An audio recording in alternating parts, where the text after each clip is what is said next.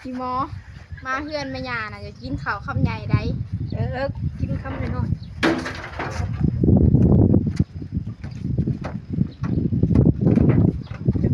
แม่ผู้เช้ามาหาข้าวให้ลูกกินได้เด้อเอาแกงมาไม้นี่แหละให้กูก็บ่ได้มีหยังกินนะลูกก็อุกมกอุกใจได้ลูกชายก็ไปสิแหละหาผู้นั้นมาเฮินหาผู้นี้มาซานดีแต่กูหาหน่อไม้มาแกงแต่ว่าไปซั่นเลยเนาะจะไม่เขาสิบ่มักลูกฮะเอ้ยมาจะคนลูกเอ้ยแม่แกงหน่อไม้เด้อ3 คนแม่ก็ตักหลายดิลูกไข่อีกอ่ะอีลากินได้ลูกเด้อเอ้ยแต่ข้าวนี่ก็จะตกแห้งหลายอายกันแน่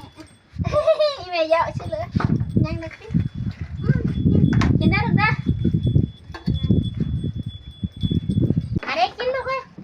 เอ้ยไม่อยากกันไปสิแล้วลูกเอ้ยมีแต่แกงหน่อไม้นี่ละแม่ก็ไม่เคยกินนี่จังเนาะกินได้ลูกกินได้โอเคใจป้านักก็ได้ยับเข้ามาไกลๆก็ได้โดยแกงหน่อไม้กินดีๆลูกเอ้ยกินคอยกินได้หรอกินแล้วเด้อมาเฮ้ยแม่ไปที่นี่นะเป็นได้แซ่บดีบ่แม่แกงหน่อไม้ตักกินดีๆลูกเอ้ยคอยกินไก่ยับเข้ามาใกล้ๆกันแน่ยับเข้ามาใกล้ๆเลยลูกเอ้ยมันจะได้สแต็กบ่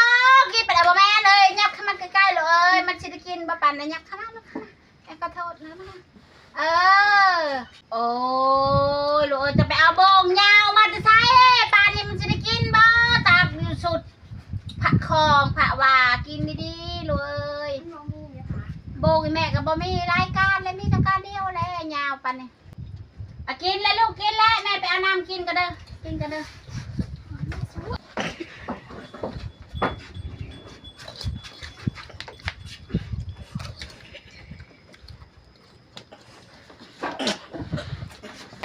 ลูกได้นักกินเด้อลูกเด้อปันกันตาเต้นลูกเอ้ย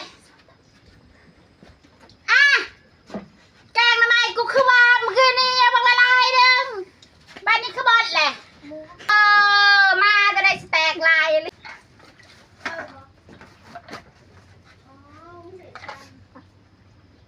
ตักมาให้กูกินน้ำไหนอีหมอน้ำช่างเลยเอ้ยน้ำช่างแก้วกูได้แม่มาได้ตักใกล้ๆแล้วนี่ตักมาตักแฉบบ้าเลยบอกแม่น้ำอนามัยแม่กินน้ำช่างแก้วให้อนามัยเด้อิ่มแล้วบ่บังมาแล้วชานี่แม่กับแบบนี้แล้วเลยอยู่ทงไงทงนาขันมากก็เอาลูกกับแม่มีวันมีใครแต่งได้มีแต่จิรออะไรแม่กระทุกยางไม่ได้กินตะแกงหน่อไม้กินตะแกงหน่อไม้จนหัวยุ่งหัวย่องเบิร์นี่จิรอกับจุดจี้